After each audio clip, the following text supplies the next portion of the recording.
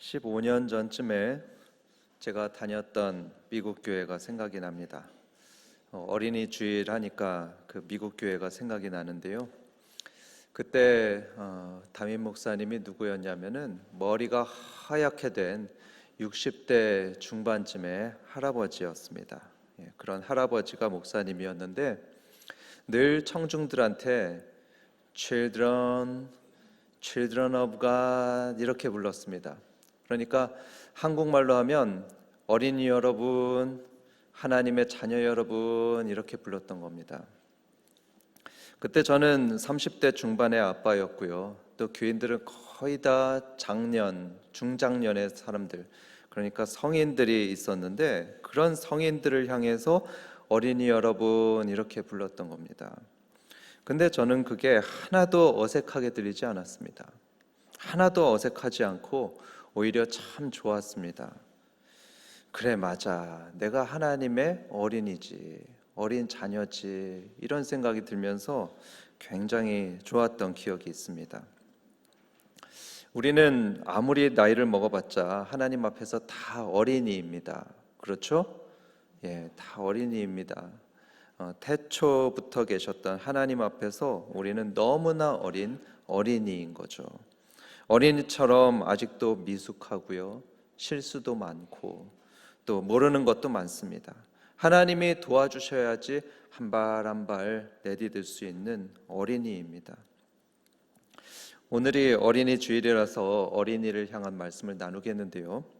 나도 어린이다, 나도 하나님 앞에 어린 자녀다, 이런 생각으로, 그런 마음으로 하나님 아버지의 말씀을 들으시기 바랍니다. 여러분, 오늘 제목이 뭐죠? 네, 바른 길, 잘 되는 길입니다. 여러분, 바른 길 가고 싶습니까? 네, 감사합니다. 바른 길 가고 싶어 하시고요. 그러면 잘 되는 길은 어떻습니까? 잘 되는 길 가고 싶으십니까? 네, 그렇다면 오늘 말씀을 잘 들으시기 바랍니다. 오늘 말씀은 하나님이 뭐가 바른 길인지, 그리고 뭐가 잘 되는 길인지 말씀하는 내용입니다. 우리는 종종 뭐가 바른 길인지 또 뭐가 잘 되는 길인지 헷갈리는 때가 많죠. 그렇게 잘 모르는 마치 어린이 같은 우리들에게 하나님께서 이 길이 바른 길이다, 그리고 이 길이 잘 되는 길이야, 이렇게 가르치시는 내용이 오늘 내용이 되겠습니다. 먼저 바른 길에 대해서 한번 생각해 보겠습니다. 여러분, 만약에 여러분의 자녀에게 바른 길을 가르치고 싶다면, 또 옳은 길, 의의 길을 가르치고 싶으시다면 여러분 뭐라고 가르치겠습니까? 뭐가 바른 길이라고 여러분 가르치겠습니까? 저는 목사라 그런지 바로 이 생각이 들더라고요. 하나님을 잘 섬기는 게 바른 길이다. 하나님을 잘 섬기는 게 바른 길을 가는 거다, 이 생각이 들었습니다. 얼마 전에 대학생이 된 저희 장남이, 저희 연한 김씨거든요. 연한 김씨 종중에서 주는 그 장학금을 수여자가 되는 일이 있었습니다. 적지 않은 장학금입니다. 200만 원을 받게 되었는데요. 별로 놀라시질 않네요. 이거 저희 입장에선 큰 돈이었는데, 그런데 한 가지 조건이 있습니다. 한 가지 조건이 뭐냐면, 주일에 저희 종중이 다 모여가지고 제사를 지내는 일이 있었습니다. 4월 달에 그랬는데 거기에 참석해야지 그 장학금을 받을 수 있다는 겁니다. 참석 안 하면 못 받습니다. 참석해야지 받는다. 여러분, 저희가 그 장학금을 받으려고요 정말 애썼습니다. 열심히 원서를 썼고요, 그리고 또 숙부의 도움도 받았습니다. 그래가지고 가까스레 장학생이 되었는데, 그거 받으려면 주일 예배를 빼먹어야 되고요, 그리고 또 제사하는 자리에 가야 되는 것이었습니다. 여러분, 뭐가 옳을까요?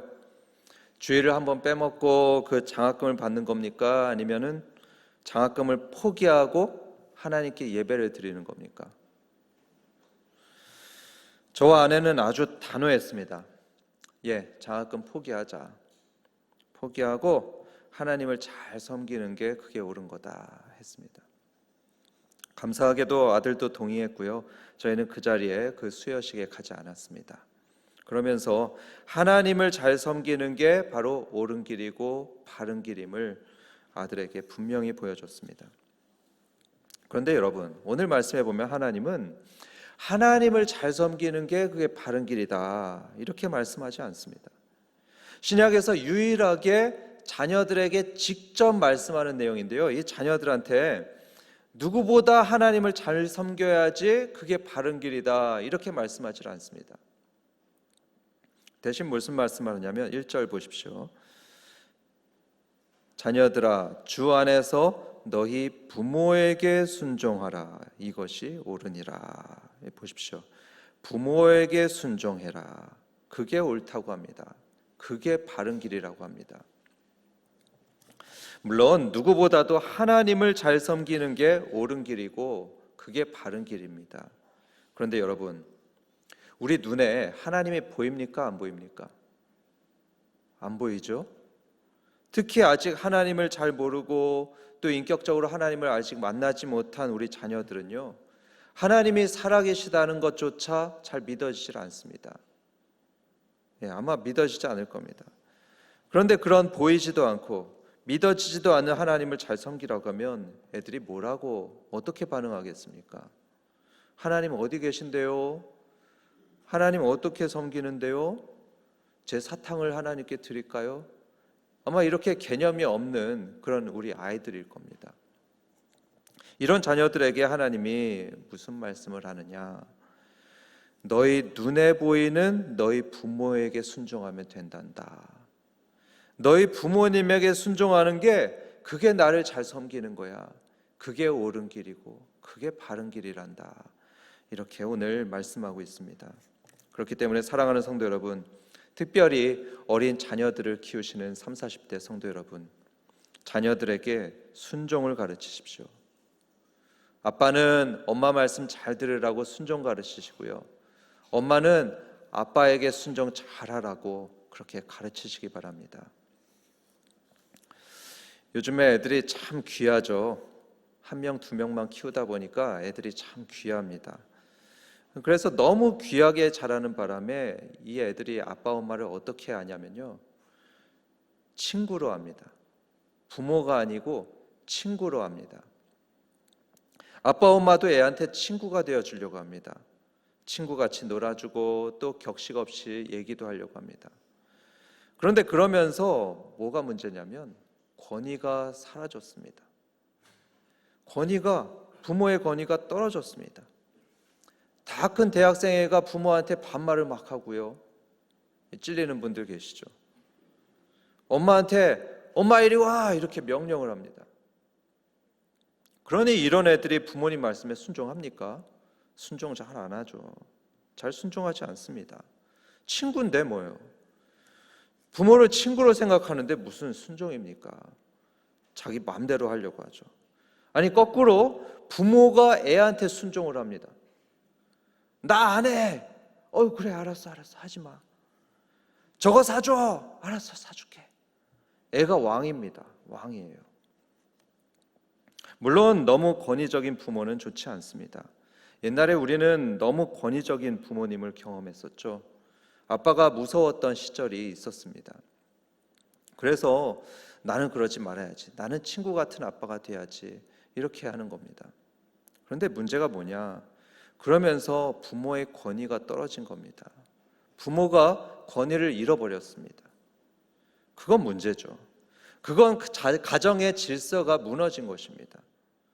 질서가 무너지는 조직은요, 질서가 무너지는 사회는요, 흔들리고 불안하게 되는 것입니다. 요즘에 선생님의 권위가 땅에 떨어졌죠. 그러니까 우리 공교육이 망가졌고 또 우리 아이들도 망가지고 있습니다. 마찬가지로 부모의 권위가 무너지면요, 특별히 아빠의 권위가 무너지면 그 가정은 흔들립니다. 그 가정 무너집니다. 하나님은 질서의 하나님이십니다. 질서가 없어지는 것은 하나님이 결코 기뻐하지 않으십니다. 그래서 우리는 자녀들에게 순종을 가르쳐야 됩니다. 순종을 가르쳐야 돼요. 친구 같은 부모도 좋지만 부모의 권위를 지키면서 순종을 가르쳐야 합니다. 어떤 부모는 민주주의를 너무 좋아합니다. 그래서 가정도 민주주의로 하려고 해요. 그래서 뭐든지 애한테 물어보고요. 또 뭐든지 애한테 동의를 얻어서 하려고 합니다. 그런데 그건 옳지 않습니다. 여러분, 아직도 뭐가 옳은지 뭐가 그른지 잘 모르는 애들입니다. 그걸 잘 분간하지 못하는 애들입니다. 아직도 하나님의 뜻을 잘 알지 못하는 애들인데 그 애들의 의견을 꼭 물어볼 필요는 없는 겁니다. 때로는 물어볼 수 있겠지만 항상 꼭 물어볼 수는 그런 필요는 없습니다. 명확하게 옳고 그른 건요 물어볼 필요가 없습니다. 예를 들어서 너 여름 수련회 갈래 말래? 너 오늘 교회 갈래 안 갈래? 이런 건 애들한테 물어볼 필요가 없습니다. 답이 확실한 건요 물어보지 마십시오. 선택권을 주지 마시고 너 이건 해야 돼, 이건 하면 안 돼, 이렇게 순종하게 해야 합니다. 말을 안 들으면 매를 대서라도 순종하게 해야 합니다. 여기 나는 부모님이 있습니다 하는 분 한번 손들어 보십시오. 저에게는 부모님이 있습니다. 예, 바로 여러분들을 위한 하나님의 말씀입니다. 여러분 부모님 말씀에 순종하시기 바랍니다. 예, 부모님 말씀에 순종하시기 바랍니다. 때로는 싫어도 순종해야 합니다. 이해가 안 돼도 순종해야 되고요. 여러분들의 부모님이 심지어 안 믿는 부모님이라도 순종하셔야 됩니다. 그게 하나님의 뜻이고 그게 바른 길을 가는 것입니다. 한 가지 전제 조건이 있습니다. 부모님께 순종하는 데 있어서 딱 한 가지 전제 조건이 있는데요.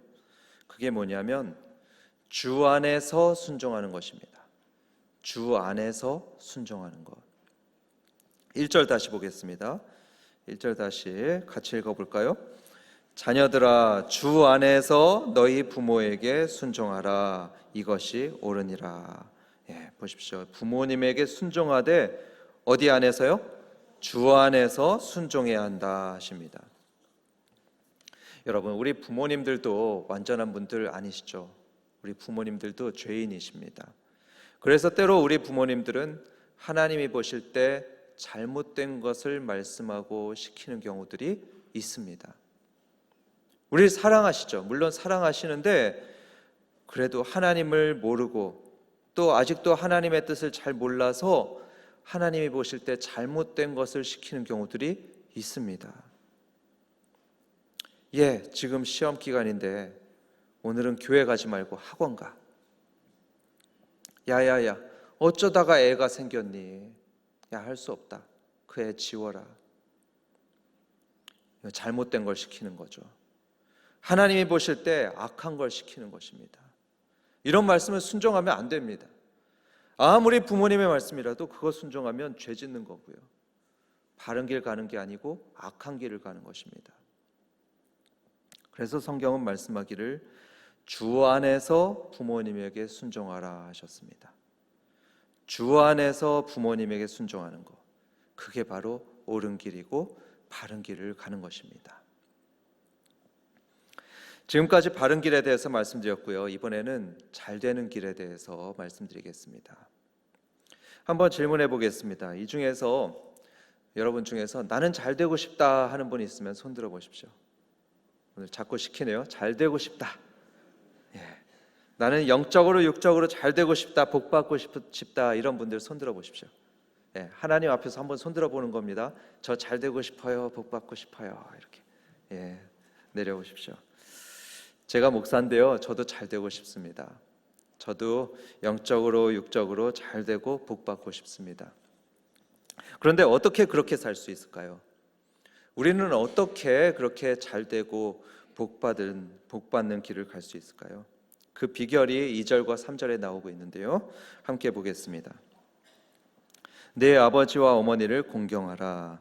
이것은 약속에 있는 첫 계명이니 이로써 내가 잘 되고 땅에서 장수하리라. 예, 여기서 잘 되고 이 말은 쉬운 성경에서 보면 그야말로 하는 일들이 잘 된다, 이런 얘기입니다. 하는 일들이 잘 된다. 그리고 또 다음에 땅에서 장수하리라 나오죠. 여러분 이거는 이 글이 쓰였던 고대에는 그 고대에는요, 복 중의 복이 장수의 복이었습니다. 오래 사는 게 가장 큰 복이었습니다.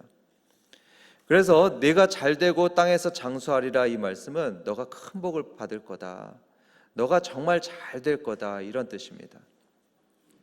그런데 그렇게 큰 복을 받고 잘 되려면 뭘 해야 되냐? 하나님은 말씀하시길 공부를 열심히 해야 된다, 이러지 않았습니다.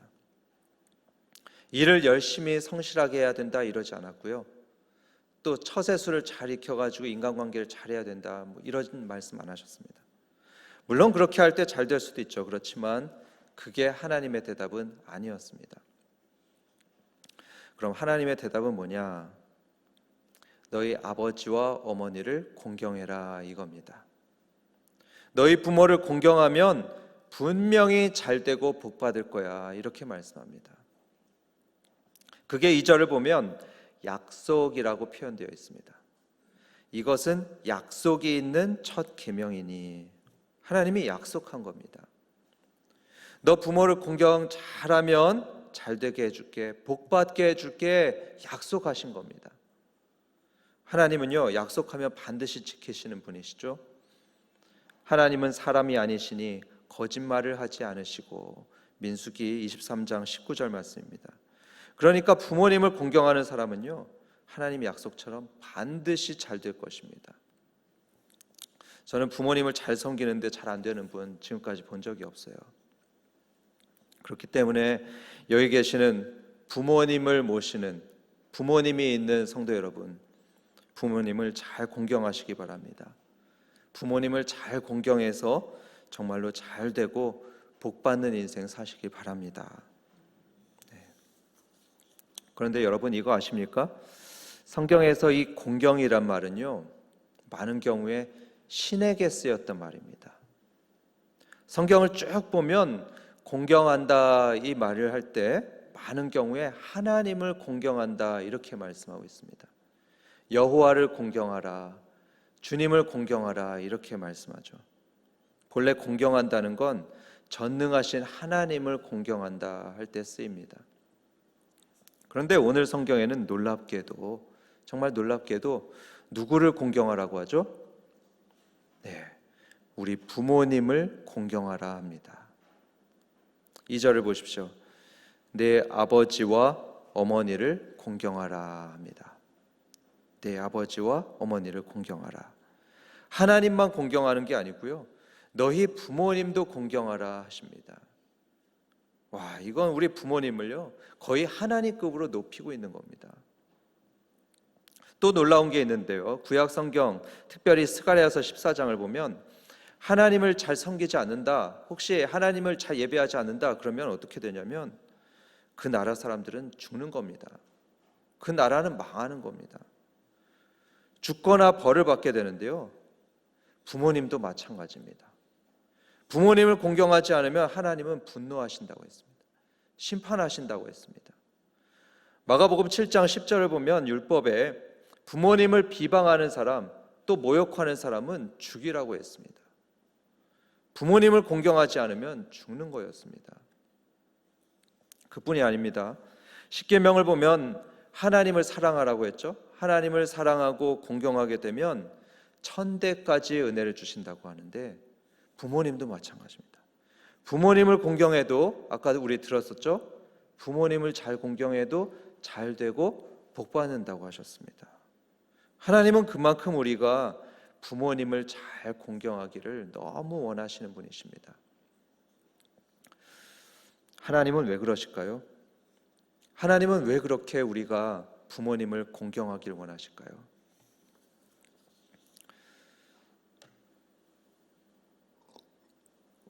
지금은 소천하신 황수관 박사님이 이런 얘기를 해주셨습니다. 황수관 박사님이 이런 예를 들어주시는데요, 어느 시골의 대청마루에 83세 된 아버지하고 53세가 된 아들하고 함께 마주 앉아 있었다고 합니다.